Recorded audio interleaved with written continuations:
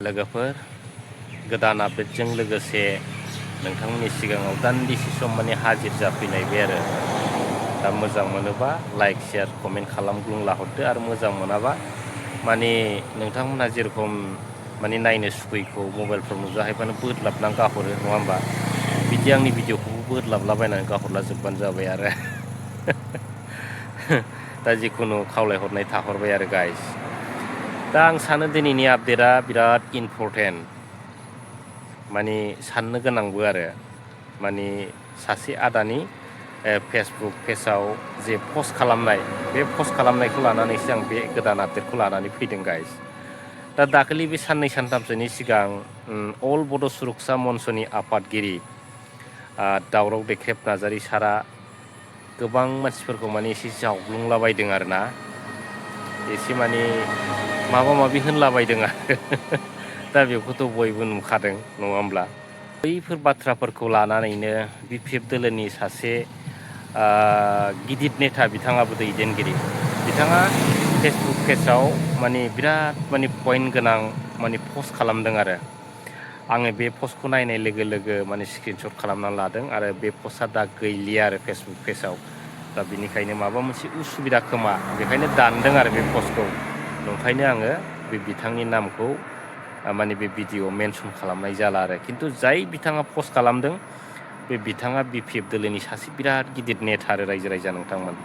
दा आं बे पस्टखौ नोंथांमोननो फरायनानै होनो लुबैदों आरो माबायदि इम्परटेन्ट गाइस नोंथांमोना पस्टखौ खोनासंनानै लाबानो जाबाय आरो दा ओरैबायदि लिरदों बे आदाया बाथ्राया जुदि बिदिनो जामारदोंब्ला बै दावराव देख्रेब सार बुंनाय बाथ्राया जुदि बिदिनो जामारदोंबा नंगौब्ला होनदों आरो जामारदोंब्ला 5 बोसोरनि उनाव गुबुननो फिन मासि हगारनानै होफिननांगोन बियो थार होनदों आरो दा बैफोरबायदि गाज्रि जुदि जाथायफ्रा जाबाय थादोंब्ला आरो जादोंब्ला फैगोन नेक्स्टआव 5 बोसोरनि उनाव BPF दोलोआबो थारैनो सरकारखौ हगारनो गोनां जागोन बे 100% थार होननानै बे बिथाङा लिरदों आरो लिरबावदों थांनाय 5 बोसोरनि उनाव ससियेल मिडियानि इनफ्लुयेन्सारफोरासो मेजर रल लानानै बिटिआर दाग्राफोरखौ मोसौ बायदि फेजेनदोंमोन।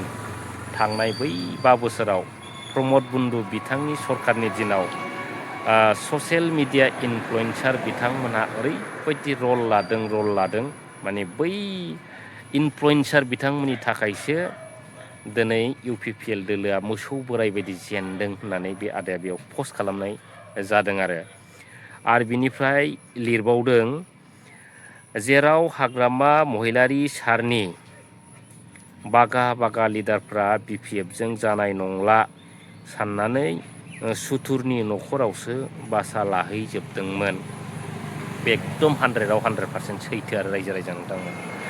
थांनाय 5 बोसोराव जेब्ला UPPLआ सरकार दंमोन BPFआ जेब्ला लोरबां जादोंमोन अब्ला बे BPF दोलोजों जेबो जाला BPF दोलोआ सरकाराव फैला BPF दोलोआ जोबस्रांलांसिगोन होननानै दिनै BPF दोलोखौ नागार गोबां गिदिर BPFनि नेताफ्रा BPF दोलोखौ नेवसिलांदोंमोन आरो जायखार जालांदोंमोन बिथांमोना नङा होमब्ला दिनै BTC सोरजिग्रा जाय बेक्तिफ्रानो दिनै BTCखौ गाबथानानै लाखिग्रा बै गिदिर बेक्तिफ्रानो दिनै हाग्रामा महिलारि सार बिथांखौ एबा BPF दोलोखौ नागारनानै गुबुन मोनसे दोलो सुथुरनि दोलोआव बिथांमोना बासा लानानै थाहैदोंमोन होननानै बे पस्टआव बुंदों आरो रायजो राजा नोंथांमोन सैथोना। आरो बिनिफ्राय बुंदों नाथाय BTC आरो BPFनि खैदी लिडारफोरनिख्रुइबो माखासे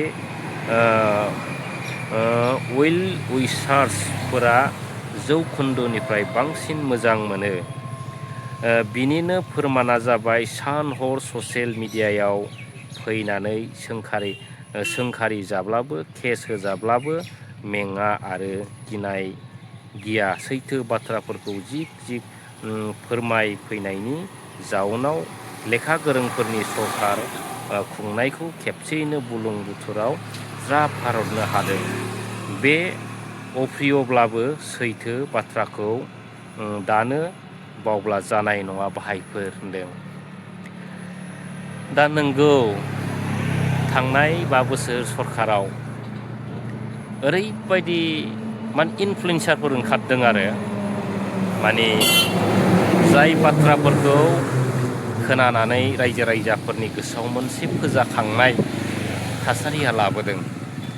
दिनै सैथो बाथ्रा UPPL दोलोनि बा सरखारनि बिथोराव मा बाथ्रा दं आरो बे दोलोआ जाथिखौ बबे लामाजों लांगोन आरो बे दोलोआ बेसेबां लोरबां आरो बिसिनि जेनाखि साननाय हनाय एक्टिभिटिसफ्रा माबायदि, दा बैफोरखौ दिनै ससियेल मिडिया इनफ्लुयेन्सार बिथांमोनहा माने थन्न माने रायजो राजाफोरनि सिगाङाव लाबोदों।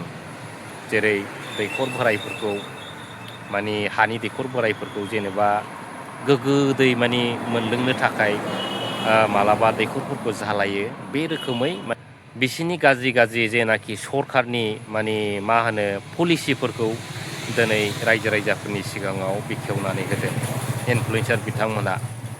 दिनै गोबां इनफ्लुयेन्सारफ्रा केस होजादों नङा होमब्ला, आरो सोरबा होसोजादों सोरबा बुजादों। बेफोरबायदिनो अब्लाबो मेंनाय गैया, गिनाय गैया, जिरायनाय गैया। माने 5 बोसोर प्रमद बन्द बिथांनि सरखारनि दिनाव खुनु इनफ्लुयेन्सार बिथांमोना माने मेंनाय गैया, जिरायनाय गैया, गावनि जिउखौ जिउ सानालासिनो गोसो मोदोम जिउ होनानै BPF दोलोखौ सरखाराव लाबोनो थाखाय गोबां नांथाबबोनाय थानायखौ जों नुदों रायजो राजा नोंथांमोन। थारैनो नोंथांमोनाबो नुदों। जेरै बिनि गेजेराव 1 नम्बरखौ जों बुंनांगोन दिनैनि दिनाव बै अल बड' सुरक्षा मन्चनि दावराव देख्रेब नार्जारि सार बिथांमोना BPF सरखारखौ लाबोनायाव ससियेल मिडियायाव गोबां रल लादों। आरो बिनिफ्राय अमर सिंह ब्रह्म सार बिथांमोन बायदियाबो गोबां माने रल लादों। आरो गोबां इउटुबारफोर, गोबां माने ससियेल मिडिया इनफ्लुयेन्सार बिथांमोन आरो जेरै बै गुबै बाथ्राफोरखौ रायजो राजानि सिगाङाव बेखेवनानै होबाय थादों। जेनेबा सिन्था खालामदो दिनै बिक्रम दैमारि आदामोन, सोरबा रिन्जय दैमारि आदामोन, बैफोरबायदिनो गोबां माने BPFनि गिदिर नेताफ्राबो जेरै बाहेरायाव माने गोबां RTI खालामनानैब्लाबो बिथांमोननि सैथोखौ लाबोदों। आरो बै सैथोखौ लाबोनायनि उनाव बिथांमोननि जेनाखि बुंनायफोरखौ ससियेल मिडिया इनफ्लुयेन्सारफ्रा रग' रायजो राजाफोरनि सिगाङाव माने बेखेवनानै होदों आरो रायजो राजाफ्रा बुजिदों। दा बुजिनायनि गेजेराव दिनै UPPL जेनाखि सरखार, बे सरखारा माने दिनै खनसेनो माने जलदब गोलैनो गोनां जादों आरो रायजो राजा नोंथांमोन। दा दिनै बैफोरखौ नोजोर होनानै नायोब्ला दा बेखौनो होनदों, नैबे जेनाखि पस्टआव लिरदों बैफोर गासै जाथायफोरखौ, गासै सिनारिफोरखौ जुदि दानो सरखार फैनायनि लोगो लोगो जुदि बावजोबोब्ला बे जानाय नङा भाइफोर होननानै नैबे BPF दोलोनि सासे गिदिर नेताया बुंदों आरो। दा नोंगौ दिनै सरखार फैनायनि उनाव बयबो बावगोन। जेब्लानाखि गादियाव थायो, थाखा फैसायाव थायो, माने माब्लाबा समाव रायजो राजाफोरखौबो नांला होननाय बायदि मोनसे माने गोसोआव माने साननाय फैयो आरो नङा होमब्ला। आरो जेब्लानाखि गावनि खैफोद समा जेब्लानाखि फैयो अब्लासो रायजो राजाफोरनि अननायखौ हास्थायो होननाय मोनसे बाथ्राया थारैनो सैथो रायजो राजा नोंथांमोन। दिनै गोबां नेताफ्रानो साननो हागौ, दिनै गोबां नेताफ्रानो सोरांबानो मानो ज' साननो हागौ, सोरांबानो थाखा फैसा नागिरनाय साननो हागौ। खिन्थु बयनिबो लाइफआव मोनफा जेंना थायो। बै जेंना जेंसिफोरखौ एसेब्लाबो सुस्रांनो बा रेहाय मोननो थाखायसो दिनै साफ्रोमबो जोंनि रायजो राजा बिथांमोनहा सोरनिबा दरखं थांनानै जेंना जेंसिफोरखौ माने बुंफोरहैनो गोनां जायो। दा बैफोर बुंफोरहैनो गोनां जानायाव जुदि रायजो रायजानि जुदि गोरोन्थिब्ला आरो बेयाव बुंनो गोनां जेबो गैया होननानै आं सानो रायजो राजा नोंथांमोन। दा दिनैनि सरखार फैनायाव बयनिबो आखाइ दं, रायजो राजानि थोजासे आखाइ। बिनि सिगां ससियेल मिडिया इनफ्लुयेन्सारफोरनि बाथ्राखौ जों सिन्था खालामनांगोन। दिनै सरखाराव लाबोनायाव ससियेल मिडिया इनफ्लुयेन्सार बिथांमोनहा जुदि इसेबां आखाइ दंब्ला, नङा होमब्ला, दिनै ससियेल मिडिया इनफ्लुयेन्सार बिथांमोनखौ मानो बै जोंनि गिदिर गिदिर नेताफ्रा मानो नोजोर होआखै? दिनै सोरबा सरखार फैनायनि उनाव दिनै नै जानला मोनला मानसिफ्रासो जे फेसिलिटिखौ मोनदों, जे फेसिलिटिखौ मोननाङा बैफोर मानसियासो बिथांमोना दिनै मोनगासिनो दं। नै भिडिअ'आ बेखिनि आरो भिडिअ'आबो गोलाव जाबाय नङा होमब्ला? आरो नेक्स्टआव लोगो मोनगोन। दा बिदिनो आरो जायफोरा दिनै BPF दोलोफोरखौ नांला होननानै दिनै नागारनानै थांदों आरो दिनै सरखार फैनायनि उनाव बै बिथांमोना दिनै BPFआव हाबफैनो गोनां जादों गावसोरनि माने फिउचारखौ नाहरनानै। दा दिनैनि दिनाव बैफोरबायदि थांलाय फैलाय बेक्तिफ्रासो दिनै गावसोरनि कन्ट्रिबिउसनखौ बांसिन नुदों आरो दा बेफोरबायदि। दा बैफोर नोजोरखौ नायोब्ला जों दिनै सिन्था खालामनानै नुबाय फैगोन समाव माने BPF सरकाराबो साननो गोनां नामा होननानै जों मालाबा साननो गोनां जायो आरो बै सासे सानै जेनाखि नेताफोरनि थाखाय आरो। दा जिखुनु गाइस दिनै बेखिनियावनो दोनबाय, नेक्स्टआव लोगो मोनगोन। Thank you. आरो मोजां मोनोबा लाइक, शेयार आरो कमेन्ट खालामबानो जाबाय। Thank you.